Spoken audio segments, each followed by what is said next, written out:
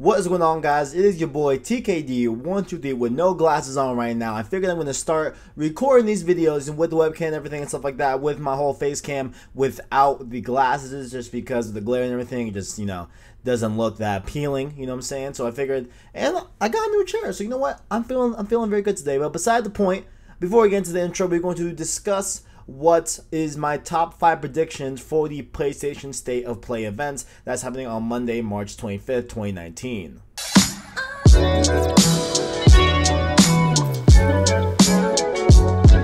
And before we get into the top 10, we do have some footage here of Division 2. I've been playing it a lot. I'm loving the game, and I will have probably my full thoughts on Cross Circle on Monday. So definitely go check out that Cross Circle episode. Probably not my full thoughts, just like maybe a little bit here and there. But I am loving the game so far, and so enjoy the gameplay down below or over this video. And of course, this event you will be able to catch me and Christian live react to it on Cross Circle episode 31 or 32. That's happening on Monday, that same day, March 25th. At the exact same time, you can watch it here live on the channel. Tune in tomorrow.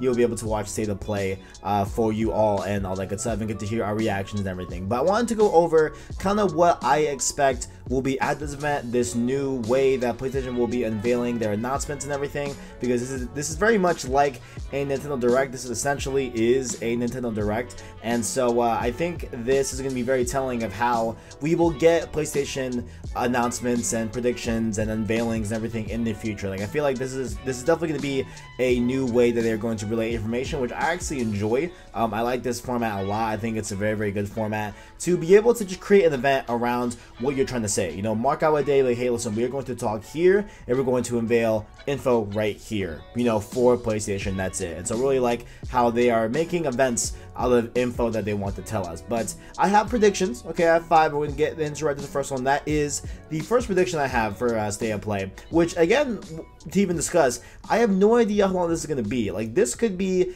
a 30-minute, thing, like kind of how directs are. It could be longer than that. It could be an hour and a half. I have no idea. So I guess we'll see how this all unfolds on Monday and see how long they are planning to do these State of Plays. I hope it's kind of short, bite-sized, quick, just, hey, this is what it is, this is the gameplay, second whatever, and I don't know, we'll see. But the first one I have here is that I believe we are going to get info on smaller titles. Now, 2 specifically that I can think on top of my head, obviously not talking about Days Gone, of course. I feel like we will hear something about Days Gone and stuff like that, the latest and nearest one, but I think 2 big ones that we haven't heard a lot from, which got unveiled at PSX 2017, no, I'm sorry, not PSX, Paris Games Week 2017, excuse me. That is Concrete Genie being won by Pixel Opus. That like really cool kind of like really cool art aesthetic look to it and everything, and you could use the VR to like make different art on the walls and stuff like that. That whole game, I have gameplay here on screen obviously, but that game as well we haven't heard about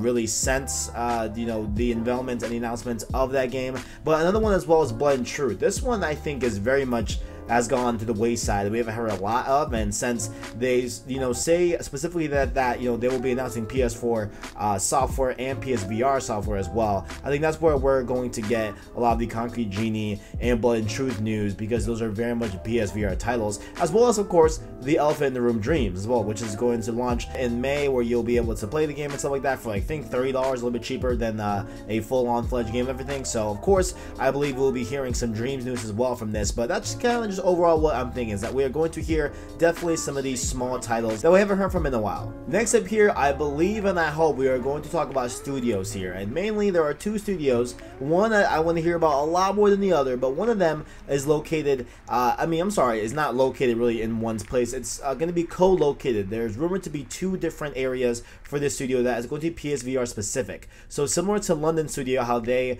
are developing Blood and Truth, and they are primarily going to be kind of shifted towards a PSVR type of development studio. It looks like they have a new one coming as well that will be focused on PSVR as well, and they announced it in 2015 when they initially launched the PSVR system, but we didn't hear a lot about what they were doing, and it's been 4 years at this point, and so I feel like we're definitely going to hear about that studio at least.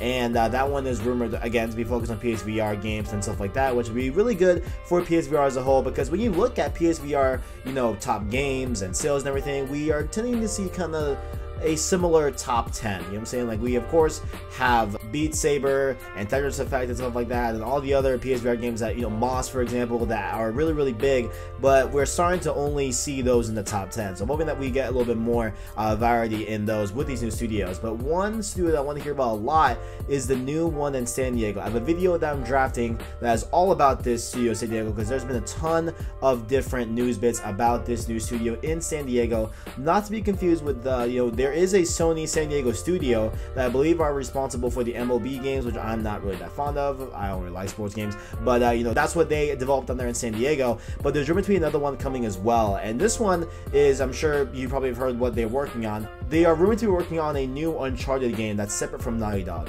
And why a lot of people are saying that this could be real is because in the descriptions of the studio, it says that they're going to be working with another major PlayStation exclusive studio, first party studio, on a major IP. And so that's why a lot of people are saying, okay, definitely Uncharted makes a lot of sense here. They could be working with Naughty Dog. But again, we know nothing of this studio, so I really want to know what those studios are working on, what they're announcing, stuff like that, and hopefully we will see that on Monday at State of Play. Now, to get into one that arguably is probably one of the biggest ones I want to see, other than the last one, but this one is really big too. I want them to address PlayStation Plus. Now, PlayStation Plus, of course, is a great service. We've had it since, I believe, 2010, maybe a little bit before that, but around the kind of last 3-4 years of PS3 and at the end of kind of PSP era going into the Vita and stuff like that, we got PlayStation Plus, right? Obviously, it's a great service. Now, you know, nowadays in PS4 days, we have the PS Plus service that is mainly for you to get access to online, as well as different discounts in the store and stuff like that, and obviously cloud storage, all the good stuff that comes with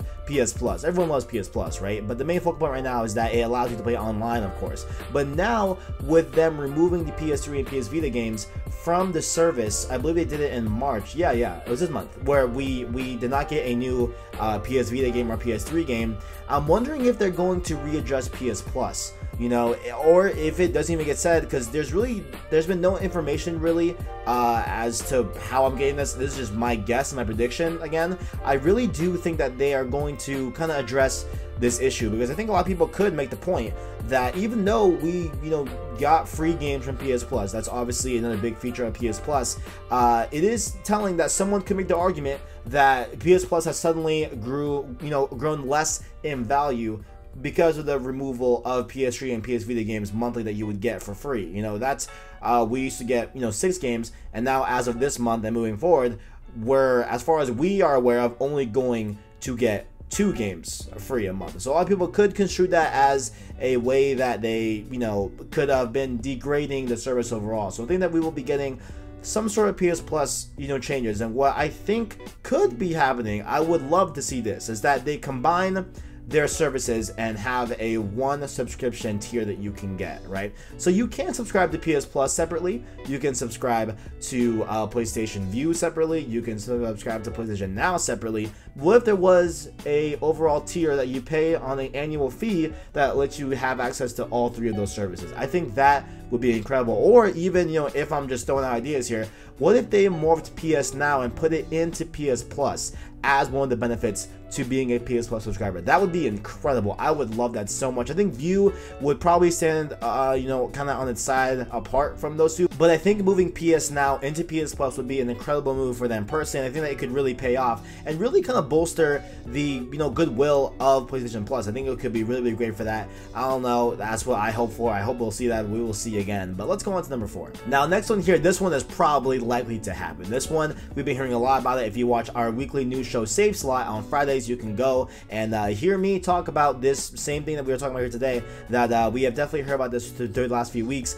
and a lot of people have been rumoring this. That is the whole thing about EA Access being on PlayStation Store and the PlayStation ecosystem as a whole, because we've gotten a lot of tidbits here, and just this Friday, this past Save Slot I uploaded yesterday as of this recording, we got this new leaks throughout the week that someone saw a EA Access advertisement on the PS Store that says available now, and we also got some code that is in the EA Access code that is telling a PlayStation 4 code. And so it's definitely something going on here. I think we will definitely get an announcement that EA Access will be added to PlayStation Store, and you know, access to anyone that has a PlayStation console, they can you know, play EA Access and use that service, which I think is a great idea. And you know, just connect that as well. Tidux from Twitter, he is a very prominent man in the industry. Well, I don't even know if he's in the industry, but like he definitely does have a lot of insight on different things that happen. He makes some predictions, and they definitely do come to come true. And he tweeted this today as of this recording. So obviously, if he's posting about it, I think it's definitely true. I think he definitely knows a thing or two about this whole thing, and so I definitely would bank that it's definitely going to happen. I think we're definitely going to see EA Access be announced officially and be on the PlayStation platform. But now, although that could be really cool, I think what is more telling is what is leading from EA Access being on PlayStation Store. Because what if EA Access is just the start of them adding these services to PlayStation platforms? Maybe they could be adding other services like Humble Bundle into there as well. Maybe I know that Twitch Prime gives out different games as well throughout the weeks and months and stuff like that, like in a similar form factor. They release free games, so maybe this could be telling that they're probably gonna let their services kind of, or like I guess maybe their walled off garden ecosystem, and let some new services in to the PlayStation ecosystem and let them use different services. Like for example, I would love to see Discord on PS4. I hate using the PS4 game chat, cross game chat. I know that was something that we fought for a lot for the PS4. I know we got it and it was cool, but Discord is just a billion times better. So I would love to be able to use Discord, and I know that you could use Discord on Xbox, on their service and everything, but man, to have Discord and different services on the PlayStation platform would be a really good thing. I think that this pointing to EA Access being introduced into the ecosystem of PlayStation could be a telling sign that they are probably going to do it. Maybe, we'll see. I don't know. This could be a sign of a change of how they feel in the future, especially when you look at them and their kind of pedal backing on crossplay as well. So we could see. I don't know, guys. We will see. And lastly here, the probably the biggest elephant in the room here, that is of course the PlayStation exclusives that we have no dates for right now. Okay, you all know I want Last of Us Part 2 more than anything in this world. I want it so bad, and I think we could potentially get some dates for these games. I think there is a good chance that we could see Last of Us Part 2 at this State of Play event. I don't know if it's for certain. I don't know if I'll say 100%, but I think there is a chance that we can get something here. And as well as, I think probably more likely Ghost of Tsushima as well.